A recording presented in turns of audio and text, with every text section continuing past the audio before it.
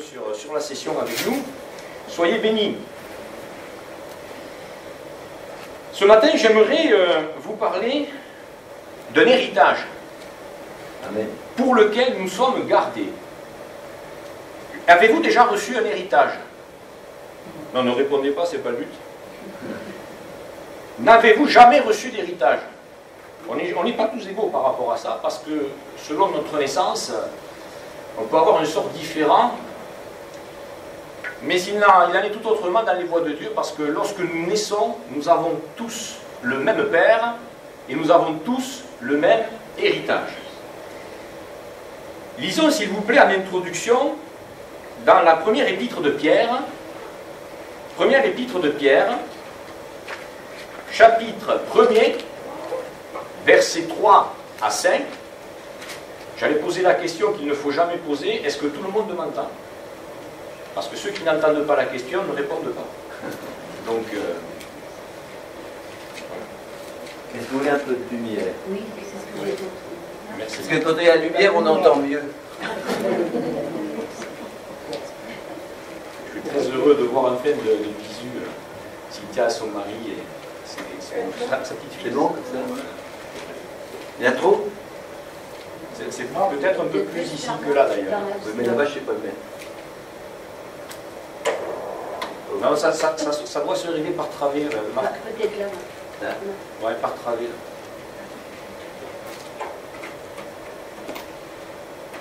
Voilà.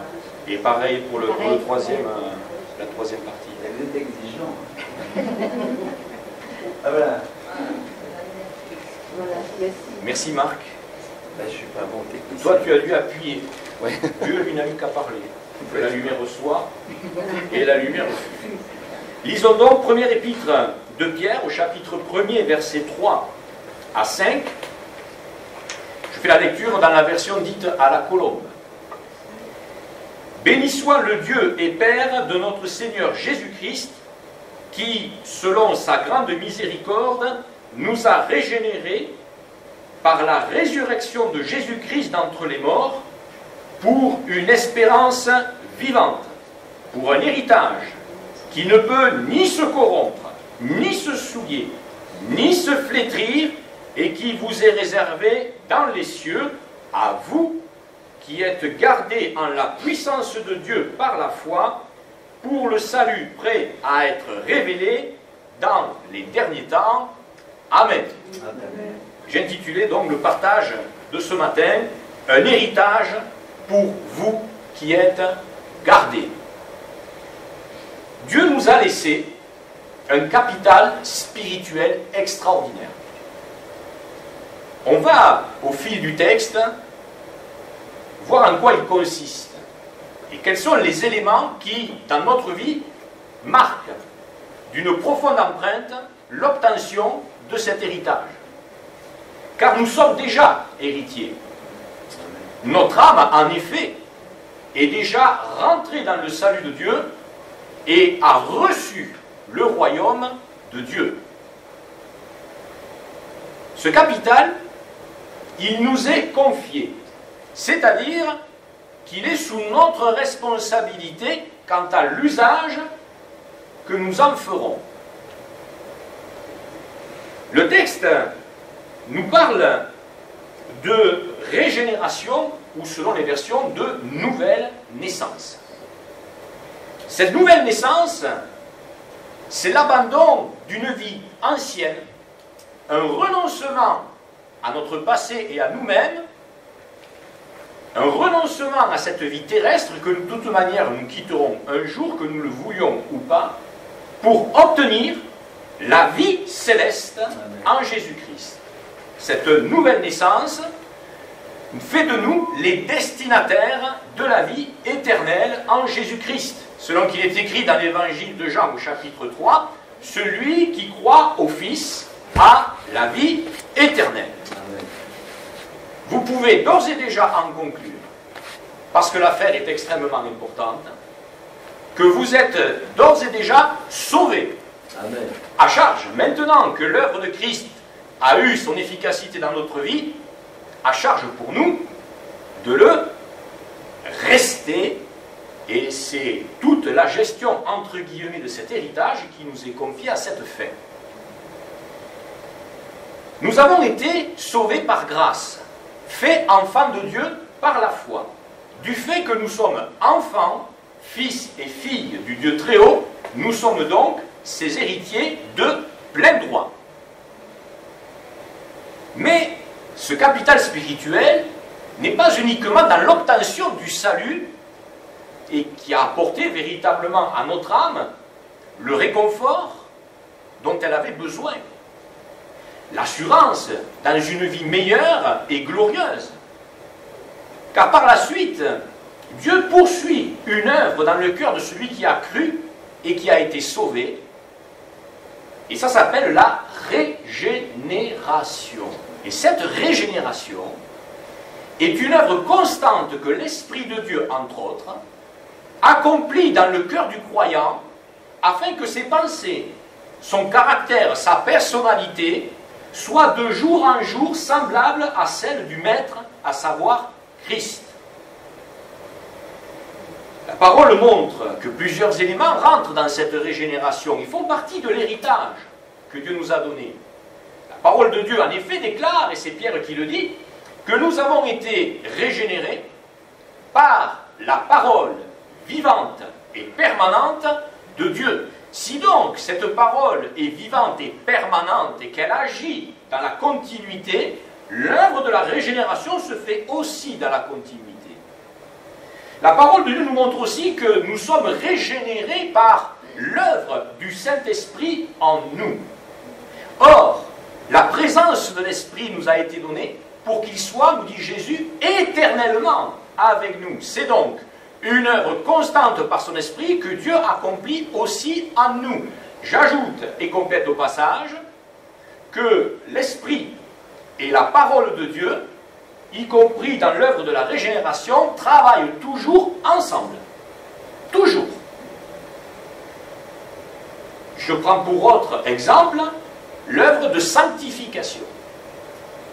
La sanctification, 3 éléments opèrent: cet esprit, la parole de Dieu, et 3e élément, le sang de Christ qui nous purifie de tout péché. Encore une fois, l'esprit et la parole travaillent ensemble. Qu'est-ce que je veux dire par là? Pourquoi est-ce que j'insiste comme cela? C'est que lorsque nous plongeons nos regards dans la parole de Dieu, pour que celle-ci opère véritablement son œuvre de régénération, il faut qu'elle soit appliquée à nos cœurs par la personne du Saint-Esprit. Quand Jésus nous dit au sujet de l'Esprit, il vous conduira dans toute la vérité, c'est encore une fois un travail de l'Esprit sur la base de la parole de Dieu, dans l'intelligence, la connaissance et la sagesse de l'enfant de Dieu. Cela aussi fait partie de notre héritage.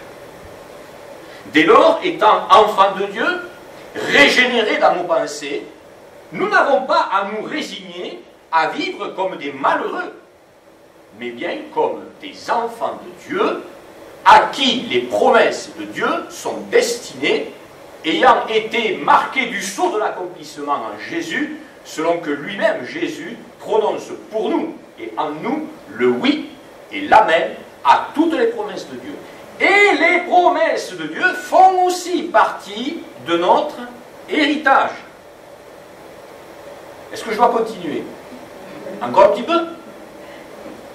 Le texte donc nous parle au verset 3 de régénération, mais il nous parle aussi d'une espérance vivante. Et voyez-vous, quand un homme, une femme, passe de la mort à la vie, pour avoir tourné les yeux vers Jésus et pour avoir cru en lui, il y a, dans le lot des promesses que Dieu lui a faites, la plus glorieuse qui soit d'entendre et de connaître, à savoir le retour de Jésus. Remarquez avec moi que l'apôtre Pierre ne parle pas juste d'une espérance, mais d'une espérance vivante. Elle produit dans le cœur du croyant une attente, à la limite même de l'impatience et de l'attachement au Seigneur de plus en plus fort chaque jour. Cette attente d'être réunis pour toujours avec lui.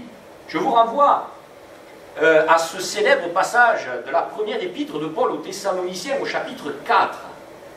Nous ne voulons pas, frères, que vous soyez dans l'affliction, dans l'ignorance au sujet de ceux qui dorment comme les autres qui n'ont point d'espérance. Et là, l'apôtre Paul va décrire en quelques mots les circonstances principales du retour de Jésus quant à la résurrection des morts, quant à la transformation des corps, quant à l'élévation dans les airs à la rencontre du Seigneur. Ascension au terme de laquelle l'apôtre Paul termine par ces mots « Et nous serons pour toujours avec le Seigneur ». Et il rajoute, parce que ça fait partie aussi de notre héritage, consolez-vous donc les uns les autres par ces paroles. La consolation fait partie d'ores et déjà de la vie du croyant face à la promesse du retour de Jésus. Est-ce que nous mesurons davantage encore aujourd'hui tout le capital dont je parlais que Dieu a préparé pour nous et nous a donné, auquel nous devons nous attacher de tout notre cœur, en comptant bien sûr sur lui, compte tenu du fait que nous vivons dans un environnement qui spirituellement ne nous est pas favorable. Et cela nous conduit tout à fait justement et logiquement au regard de la parole de Dieu à persévérer pour ne pas perdre cet héritage, pour ne pas perdre ce capital. Et la parole de Dieu utilise un autre mot, elle utilise le mot récompense en rapport avec l'espérance. Espérance à laquelle, nous dit l'Épître aux Hébreux, est attachée une grande rémunération. Ça aussi, ça fait partie de notre héritage. Quand nous rentrerons dans la gloire, on ne dira pas « Ouf, il était temps que ça s'arrête ». Chacun de nous recevra de Dieu la louange qui lui est due. Je redis, chacun de ceux qui ont cru et qui auront gardé cet héritage chacun recevra la louange de la part de Dieu, louange qui lui est due. C'est pas moi qui le dis, c'est l'Écriture. Et là aussi, c'est un capital. Quand nous lisons des paroles comme celle-ci, entre bon et fidèle serviteur dans la joie de ton maître, n'est-ce pas une louange d'un maître à l'égard de son serviteur? Entre bon et fidèle. Vous vous rendez compte? Être considéré par Dieu comme fidèle, étant resté dans la foi, à l'image de ce que l'apôtre Paul déclarait, j'ai achevé la course, j'ai gardé la foi. Et qu'est-ce qu'il rajoute derrière? Il parle d'une couronne qui lui est réservée, il rajoute non seulement à moi, mais à tous ceux qui auront aimé son avènement. Vous vous rendez compte? Tout ce qui est relié au retour de Jésus et qui nous attend. Est-ce que je dois continuer? Allez, encore un petit peu. Il nous est parlé au verset 4 de cet héritage qui nous est réservé dans les cieux avec cette place que Dieu a préparée pour chacun de nous, si et seulement si nous restons fidèles jusqu'à la fin. Il nous est parlé d'un héritage qui ne peut ni se corrompre, ni se souiller, ni se flétrir. L'héritage que Dieu nous a préparé et qu'il nous a déjà donné, puisque nous sommes sauvés en espérance, mais nous sommes sauvés déjà, il est indestructible. Il est inaltérable. On ne peut pas le détruire, on ne peut pas y porter atteinte. Il est inviolable. Personne ne pourra nous le dérober. C'est à nous, c'est pour nous. Dieu a veillé à ce que, de son point de vue, rien ne porte atteinte à cet héritage. Nous devons aussi veiller pour notre part à ce que rien ne lui porte atteinte non plus. La responsabilité donc du croyant est engagée au-devant de ce que Dieu lui a donné par grâce et par pure bonté de sa part. C'est donc un avenir céleste, éternel, que Dieu nous a préparé, un avenir céleste glorieux, excusez du peu, pas de la gloire des hommes, mais de la gloire de Dieu. Mais cette gloire, nous l'avons déjà reçue. Dans la prière dite sacerdotale de Jean chapitre 17, quand Jésus adresse cette merveilleuse prière au Père, il dit « Je leur ai donné la gloire que tu m'as donnée ». fait partie aussi de l'héritage. Concernant l'esprit qui devait venir, est-ce que c'est un autre esprit que celui qui reposait sur Christ et en Christ? Non, c'est exactement le même. Parce que c'est le même esprit qui, en nous, nous amène à élever la voix vers Dieu en l'appelant Abba, Père. Comme Jésus lui-même s'adressait au Père en l'appelant mon Père. Quand Jésus va répondre à cette prière des disciples, enseigne-nous à prier. Par quoi commence-t-il? Toi là-haut, notre Père. Or, la Bible nous dit que Jésus, étant les prémices, c'est-à-dire ce qui vient en premier de la résurrection, est devenu, par sa résurrection, d'abord par son incarnation et par sa résurrection, l'aîné d'entre plusieurs frères. Et donc l'héritage que Jésus a maintenant à disposition, puisqu'il est rentré dans sa gloire, est le même héritage qu'il a préparé pour nous. Lui, en tant que frère aîné, sauveur des hommes, nous, en tant qu'enfants de Dieu, sauvés par grâce. Une question subsiste, et je la pose à chacun de nous. Êtes-vous vraiment sûr d'avoir reçu par la foi cet héritage?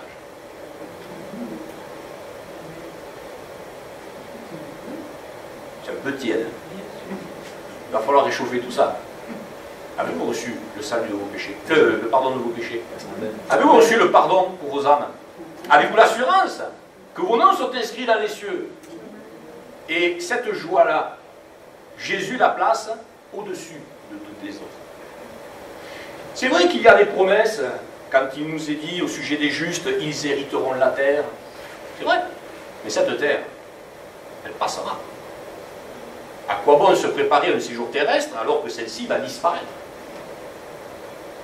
Jésus dit au contraire, constituez-vous un trésor. Parce que là-haut, il n'y a pas de vol. Et ce trésor-là demeure et vous attend. Si vous n'avez pas reçu le pardon de vos péchés et cet héritage en Jésus-Christ, la Bible nous montre la démarche pour le recevoir. C'est ce que nous prêchons et ce que Jésus prêchait au commencement de son ministère dans Marc chapitre 1er. Repentez. Aujourd'hui, la repentance, c'est devenu un gros mot. C'est devenu un gros mot, un peu comme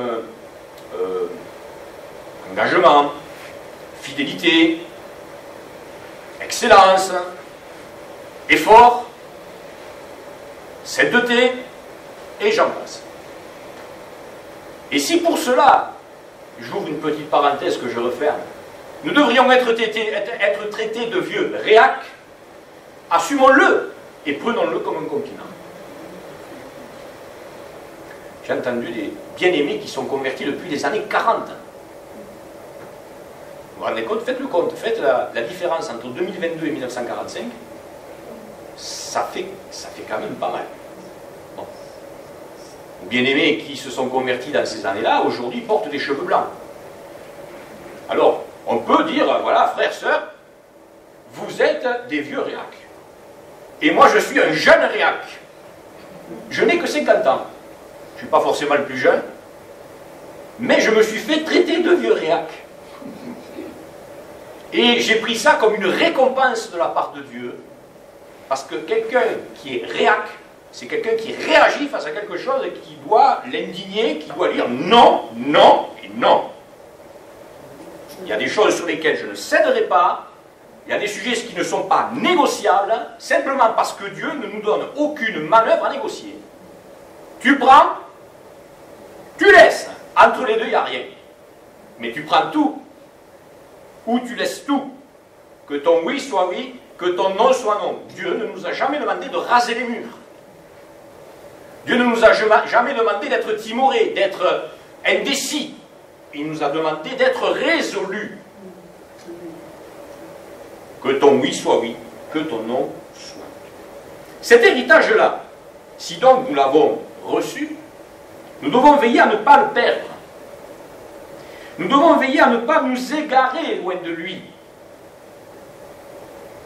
Nous devons veiller à ne pas y renoncer.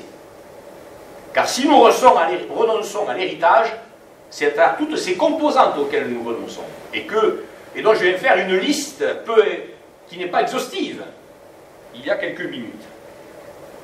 Ce capital-là, il est là. Comment ne pas le perdre? Comment le conserver?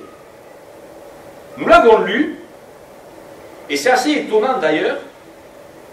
L'apôtre Pierre ne parle pas de garder un héritage, mais il nous dit, vous êtes gardés, vous, qui gardez l'héritage. Mais vous verrez que c'est quand même lié. Cet héritage, à vous qui êtes gardés en la puissance de Dieu par la foi. Alors j'ai réfléchi, voulu mettre de l'ordre dans mes pensées, parce qu'il y a beaucoup d'éléments dans ce texte. Et je me suis dit, quand même, il faut prendre les choses dans l'ordre. Il y a la puissance de Dieu, il y a la foi. Mais laquelle procède de l'autre? Est-ce que c'est la foi qui procède de la puissance de Dieu, ou est-ce que c'est la puissance de Dieu qui procède de la foi?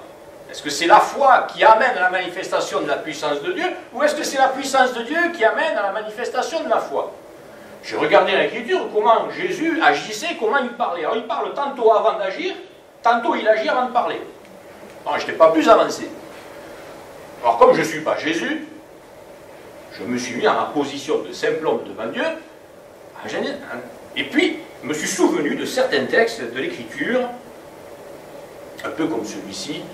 Si tu crois, tu verras la gloire de Dieu. De suite, tout s'est mis dans l'ordre. Alors j'ai mis d'abord la foi en premier. Nous sommes gardés par la foi, la même par laquelle nous avons été sauvés. Selon qui est écrit, vous recevrez le salut pour prix de votre foi. Éphésiens dit que nous sommes sauvés par la foi dans la grâce du Seigneur. Cette foi, pour conserver notre héritage, elle doit être elle-même préservée. Elle doit être elle-même gardée. Et ça, c'est notre responsabilité. Nous devons en prendre soin, la nourrir, afin qu'elle croisse, qu'elle grandisse, mais aussi l'exercer. Et quel est le terme dans la parole de Dieu qui nous parle de l'exercice de la foi, si ce n'est celui d'obéissance? Car il nous est dit dans l'épître de Jacques que la foi, sans les œuvres, sans l'accompagner, elle est morte. L'apôtre Paul déclare lui-même qu'il a été appelé à amener les païens à l'obéissance de la foi, c'est-à-dire à l'obéissance qui découle de la foi. Ce n'est pas par les œuvres que nous sommes sauvés, mais les œuvres de la foi témoignent que nous le sommes. L'obéissance. En plus de cela, quelque part, il est écrit que les commandements de Dieu ne sont pas pénibles, à moins que nous nous efforcions d'obéir en reculant et à contre-cœur. Dieu appréciera moyennement la chose. Garder sa foi commence par se garder soi-même. Et là, on va toucher du doigt un sujet extrêmement important de la vie du croyant, auquel il ne pense pas toujours dans ses prières. On entend souvent, ça ne part pas d'une mauvaise intention, mais ça peut quand même considérablement porter atteinte à la suite. Regardez ce qui est écrit, gardez un marque-page dans la première épître de Pierre, regardez ce qui est écrit dans la première épître de Jean, chapitre 5. On entend souvent cette prière, Seigneur, garde-moi, protège-moi. Bien sûr, Dieu nous accorde sa protection, mais quand nous demandons au Seigneur de nous garder, nous-mêmes, sous-entendu de notre adversaire, nous lui demandons de faire la part qui nous incombe. Lisons plutôt 1 Jean, chapitre 5, verset 18, vous allez comprendre. 1 Jean, chapitre 5, verset 18. Nous savons, et on va retrouver la pensée de l'obéissance dont on vient de parler à l'instant, nous savons que quiconque est né de Dieu, ça on l'a vu dans notre première partie tout à l'heure, avec tout ce que cela comporte en matière d'héritage, nous savons que quiconque est né de Dieu ne pêche pas. Mais celui qui est engendré de Dieu le garde, ou, selon d'autres traductions, se garde lui-même. Conséquence, le diable ne le touche pas. J'ai rencontré il y a quelques jours une personne qui m'a dit la chose suivante. J'ai eu peur de mal comprendre quand elle m'en a parlé, donc je lui ai fait répéter. Elle me dit, voilà, dans l'église d'où je viens, on m'a appris à vaincre le diable. Je lui ai dit, vous vous mettez inutilement en danger en pratiquant cela. Elle me dit, pourquoi? Parce que la Bible nous montre que les anges sont plus puissants que les hommes. Et que la victoire sur l'adversaire de nos âmes n'a pas été remportée par chacun de nous individuellement, mais qu'elle a été remportée par une seule œuvre à la croix du Calvaire, par Jésus, selon ce qui est écrit dans 1 Jean chapitre 3 verset 8, le Fils de Dieu est venu afin de détruire les œuvres du diable. J'ai fait comprendre à cette personne qu'elle s'exposait inutilement à une opposition dont Dieu voulait, que Dieu voulait lui épargner. Qu'est-il écrit? Soumettez-vous donc à Dieu. Se soumettre à Dieu, c'est se placer sous sa protection. Ensuite, résister au diable d'une foi ferme, d'où la nécessité d'en prendre soin. Et quand on résiste au diable de cette façon-là, qu'est-ce qu'il fait? Ben, qui s'y frotte s'y pique. Pas à nous, à Christ. Et qu'est-ce qu'il fait le diable? Et il fuira loin de vous. Ça veut dire quoi, fuir?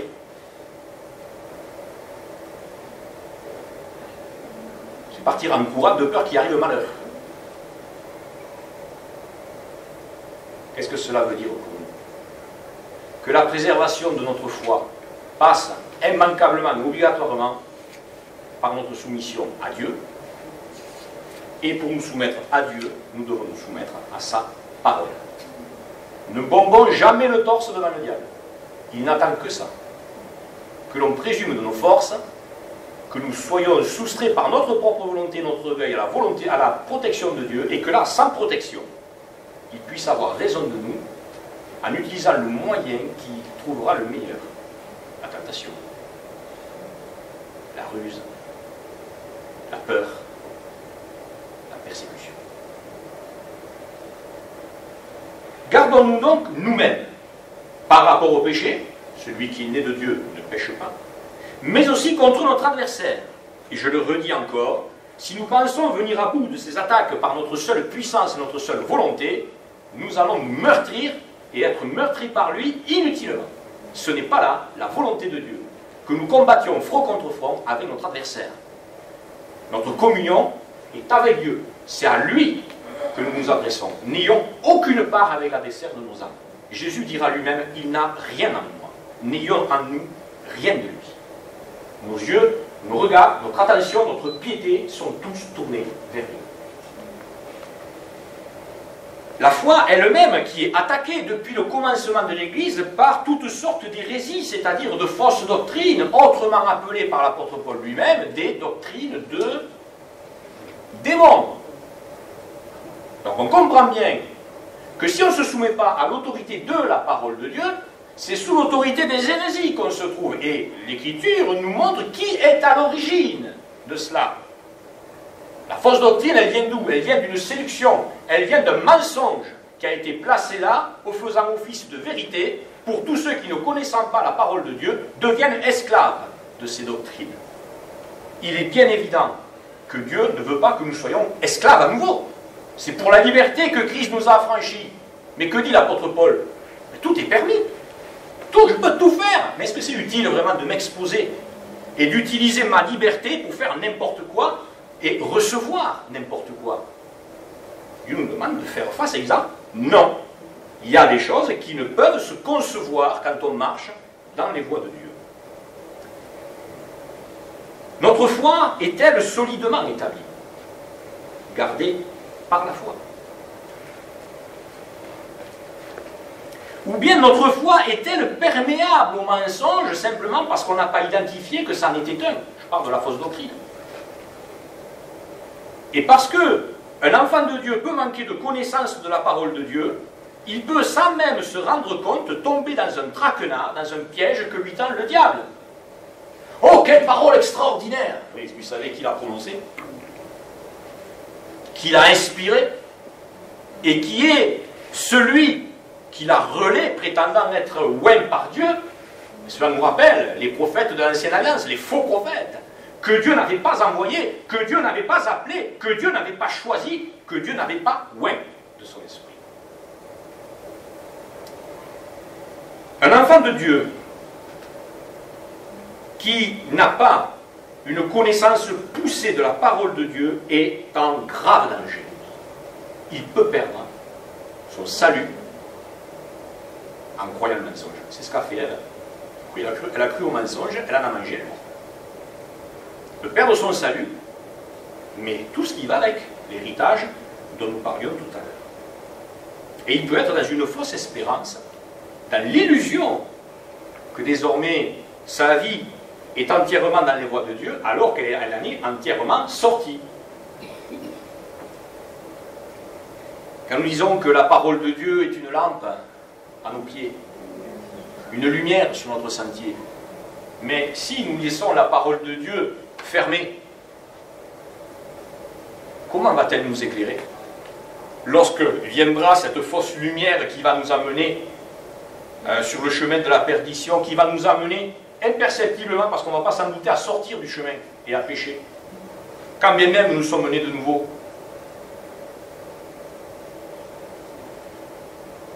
De quoi nourrissons-nous notre foi? La nourrissons-nous seulement? Bien, nous devons la nourrir de la vérité. Mais qu'est-ce que la vérité? Jésus répond à cette question dans Jean chapitre 17, verset 17. Sanctifie-les par ta vérité, ta parole est la vérité. Et on voit au passage que celui qui n'entretient pas sa foi, il n'entretient pas non plus sa sanctification. Mais tout ça est lié. Puis je me suis quand même penché sur ce mot garder. Le mot garder, qui est utilisé ici par l'apôtre Pierre, signifie ceci: protégé par une garde militaire afin de prévenir une invasion hostile. Nous savons que notre adversaire ne vient que pour égorger et détruire. Il ne nous veut pas du bien. Il n'y aura pas de trêve entre Christ et lui. Il n'y aura pas de trêve entre nous et lui. Si nous pensons avoir la paix avec le diable, attention. Parce que quand on pense avoir la paix avec le diable, qu'est-ce qu'on fait? On dépose les armes. Le casque du salut. Le bouclier de la foi. La cuirasse. La ceinture. Les chaussures. Et on se retrouve tout nu. Sans protection. Et dans la honte. Dieu demande à ce que nous soyons vigilants, veillés et priés, afin de ne pas tomber en tentation. Et qui est le tentateur, sinon l'adversaire? Oui, on retombe dans ces dangers lorsque l'enfant de Dieu se tient à la marge, prêt à franchir le pas du cadre fixé par la parole de Dieu. Cela demande donc d'être vigilant, d'être sérieux à chaque instant, et de ne pas nous laisser bercer, endormir par la distraction. Dieu dit à Josué que ce livre de la loi ne s'éloigne point de ta bouche, médite-le jour et nuit, afin d'agir selon tout ce qui est écrit, c'est-à-dire une obéissance jusqu'au scrupule. Et un enfant de Dieu qui prend quelques libertés avec l'écriture, il risque de tout perdre. Dieu a donné à Adam et à Ève un commandement, un seul. Ils ont tout perdu. L'apôtre Paul déclare que celui qui sera coupable envers un seul commandement sera coupable envers toute la loi. Attention à certaines libertés que nous pourrions prendre. Et enfin, être gardé dans ou par la puissance de Dieu. Dès lors que l'enfant de Dieu prend soin de sa foi, dès lors qu'il comprend qu'en dehors de cette foi, il est en danger, et qu'il se tient soumis à l'autorité de Dieu, soumis à l'autorité de sa parole, alors Dieu effectivement le protège et le garde. La foi s'appuie sur 4 éléments. La foi s'appuie sur la personne de Jésus, sur l'œuvre de Jésus, sur l'enseignement de Jésus et sur la puissance de Dieu qui découle de tout cela. Nous avons donc matière à donner à notre âme afin qu'elle soit fondée, stable, robuste, profonde, durable. Malgré les vents, les tempêtes qui se jettent sur elle, elle ne bouge pas parce qu'elle est fondée sur le roc à l'image de notre vie tout entière d'ailleurs. Alors oui, ça demande de la volonté de résister. Ça demande du caractère, du courage, une piété de haut vol avec Dieu. Mais quand bien même ces choses sont indispensables, il faut qu'elles soient là. Elles ne sont pas suffisantes. Comme je l'ai expliqué tout à l'heure, si nous nous trouvons confrontés front contre front avec notre adversaire, nous ne pourrons pas le vaincre. Et il faut nécessairement que la puissance de Dieu agisse pour que l'adversaire se tienne loin. Ce n'est pas nous qui faisons fuir le diable. Hein. Nous devons le comprendre, ça. Ce n'est pas avec des imprécations d'exorcistes qu'on y arrive. Hein. C'est la personne de Jésus qui fait fuir le diable. On ne l'impressionne pas. Hein. Il y en a certains qui ont essayé, au nom de Jésus que Paul prêche. Les 7 fils de Séva. Ah, ils sont partis dans un sale état, ces gens-là. Ils sont partis blessés, meurtris par un seul homme. Alors dire au nom de Jésus que Paul prêche, ou au nom de Jésus tout court, si soi-même on n'est pas soumis à son autorité, ça ne passe à rien.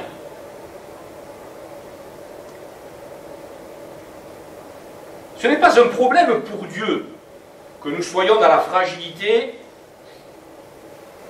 que nous soyons peut-être mal affermis parce qu'on commence dans les voies de Dieu. Ce n'est pas un problème pour Dieu dans la mesure où il voit le désir de lui plaire dans une piété qui le satisfait. Si nous sommes fidèles dans notre part, quel que soit le stade où nous en sommes dans les voies de Dieu, Dieu fera toujours sa part. La part de quoi? La part de l'alliance dans laquelle nous sommes rentrés. Nous avons une question que les disciples posent à Jésus. Vous la trouverez dans plusieurs évangiles, notamment dans Marc chapitre 10, versets 26 à 27. Mais maître, qui peut être sauvé? Jésus va dire, écoutez les gars, avec un petit effort, ça devrait être possible. Mais pas pour tout le monde, mais ça devrait être possible. C'est ça qu'il répond? Non, il répond, c'est impossible aux hommes. Mais c'est possible pour Dieu. Nous avons besoin d'être sauvés. Et pour être sauvés, nous avons besoin d'un sauveur. Et on ne peut être sauvé que par la personne de Jésus. Personne ne pourra être sauvé par lui-même. Connaissons aussi cette déclaration d'Éphésiens chapitre 2. C'est par la grâce que vous êtes sauvés, la grâce de Dieu que vous êtes sauvés, par le moyen de la foi. La foi dans la grâce de Dieu. C'est bien que les choses soient faites comme ça. Elles sont bien faites. Remarquez que quand Dieu fait quelque chose, c'est toujours bien fait. Quand un homme fait quelque chose, il faut toujours y revenir. Nous avons aussi cette déclaration que nous avons dans 2 Timothée, chapitre 1er, verset 12. Je vous invite à prendre avec moi 2 Timothée, chapitre 1er, verset 12.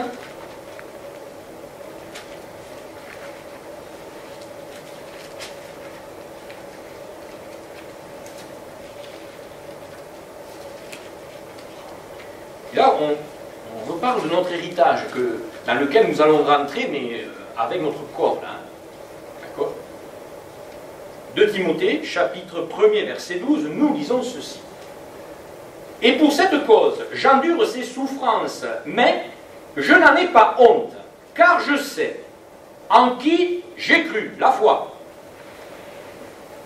Et je suis persuadé, convaincu, qu'il, Dieu, a la puissance pour garder mon dépôt, c'est-à-dire ma vie, tout entière, jusqu'à ce jour-là. Si nous arrivons jusqu'au bout, ce ne sera qu'à cette condition, c'est Dieu qui garde notre vie parce que nous nous gardons nous-mêmes. Je relis ce passage. Je suis persuadé qu'il a la puissance pour cet héritage pour lequel vous êtes gardés par la puissance de Dieu, par la foi. Jusqu'au bout, nous aurons besoin du Seigneur. Alors prenons d'ores et déjà cette habitude de dépendre de lui. Ce n'est pas une situation agréable parce que cela nous amène à nouveau à renoncer à nous-mêmes et à ne pas nous appuyer sur nous-mêmes. À nous appuyer sur l'invisible. Mais c'est précisément dans l'invisible que se trouve la toute-puissance de Dieu, qui se manifeste de façon visible sous nos yeux. Pas forcément dans un miracle, d'une jambe qui se rallonge. Mais regardez dans les moindres domaines de votre vie. Quand nous plaçons notre confiance en Dieu, mais vraiment comme Dieu l'attend, oui ou non, est-ce que Dieu, à un moment donné, même si ça n'a l'air que d'un clin d'œil pour nous, est-ce qu'il se manifeste ou pas? Ben oui, il se manifeste. Pas parfois comme on l'attend, bon d'accord. Parfois Dieu nous dit non. Il vous a déjà dit non, Dieu? Ben, il a dit non à Paul. 3 fois, je lui ai demandé, non. Pourquoi? Parce que ma puissance, lui répond Dieu, s'accomplit dans la faiblesse. Alors que dit l'apôtre Paul? Chose qui n'est pas évidente, mais il le dit, je me glorifierai bien plus de mes faiblesses, afin que la puissance de Dieu repose sur moi. Et Dieu renverse notre conception de la force. Et c'est par la suite que l'apôtre Paul pourra dire, je puis tout par celui qui me fortifie. Je ne peux rien faire par moi-même. Jésus lui-même le dit, Jean chapitre 15, la parabole du cep et des serments, sans moi, vous ne pouvez rien faire. Arrêtons. Ne nous entêtons pas. Si Dieu nous convainc à force de textes que nous devons dépendre de lui pour que nous puissions parvenir à l'objectif qu'il nous a fixé dans les conditions qu'il a lui-même établies, acceptons-le. C'est peut-être pas simple, ça contrevient à certains de nos principes humains, mais c'est rentrer soi-même dans l'accomplissement du miraculeux divin. C'est pas moi qui l'ai voulu comme ça, c'est pas vous, c'est Dieu, et Dieu, c'est ce qu'il dit. Et comme il est écrit concernant Jésus, il sait ce qu'il fait. Même si cela nous échappe parfois. Alors cela m'a amené, en guise de conclusion, à me faire quelques réflexions que j'ai notées. La première, c'est celle-ci. On n'insistera jamais, en tant que prédicateur, je parle là, on n'insistera jamais assez sur la doctrine que tout prédicateur appelé de Dieu doit annoncer et rappeler. Il n'y a rien de nouveau. La révélation scripturaire, elle est close. Genèse, Apocalypse, point. Et tout ce que l'Esprit pourrait dire, par quelques dons spirituels, par quelques prédications, si l'homme de Dieu est rempli de l'Esprit, sera et doit être toujours conforme à ce qui est écrit. La doctrine sort de la parole de Dieu, et pas l'inverse. Et on connaît tous cette dénomination qui, ayant une doctrine, a complètement falsifié l'écriture pour la faire correspondre à celle-ci. Qu'est-ce qu'on peut être tordu en tant qu'être humain, en pensant dire, ben voilà, c'est la parole de Dieu, alors que c'est l'homme, effectivement, qui a pondu ça. Au passage, concernant les fausses doctrines, il y en est une que je dénonce ici, et que nous devons, je crois, dénoncer, c'est que dans la parole de Dieu, on ne peut pas trouver la doctrine de la sécurité éternelle. On est d'accord avec ça? Vous êtes d'accord avec ça? On n'est pas sauvé une fois pour toutes. Parce que si on était sauvé une fois pour toutes, je n'aurais rien à faire ici. Et nous pourrions parfaitement vivre dans le péché sans que Dieu n'ait à rien dire. Apocalypse, chapitre 2, verset 1er et suivant, ce que j'ai contre toi. Aïe, aïe, aïe, aïe, aïe. L'Église, quand même, se fait passer un savon par Dieu. C'est qu'il y a quand même matière à réfléchir quant au salut de notre âme et à sa préservation. Deuxième pensée en conclusion, nous devons devenir les uns et les autres des maîtres en ce qui concerne l'écriture et la doctrine. C'est un reproche qui est formulé d'ailleurs dans Hébreux chapitre 5 à des juifs convertis à Christ, à qui l'auteur déclare « Depuis longtemps, vous devriez être des maîtres et vous avez encore besoin qu'on vous nourrisse de petit lait. » Je paraphrase le texte, mais c'est un peu ça.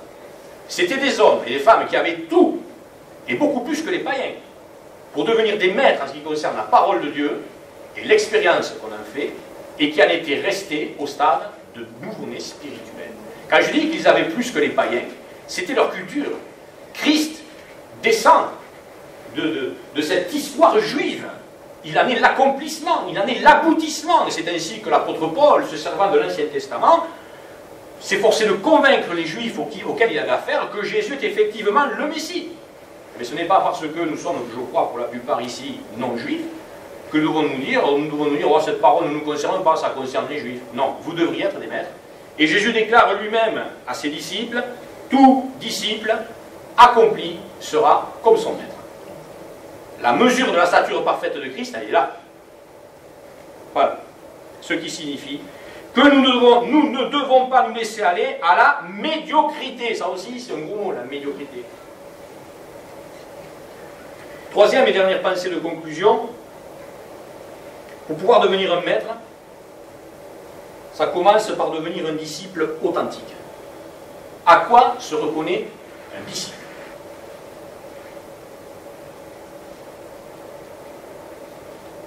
Mathetes, en grec. Celui qui étudie, celui qu'on enseigne, donc celui qui écoute. Mais un disciple, c'est pas que ça aussi. Un disciple, c'est quelqu'un qui réfléchit. On va dire que c'est quelqu'un qui a de la suite dans les idées, dans le bon sens du terme.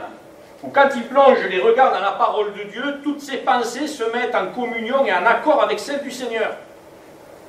Et c'est là que la voix de l'Esprit se fait précisément entendre. Mais ce n'est pas que cela, un disciple.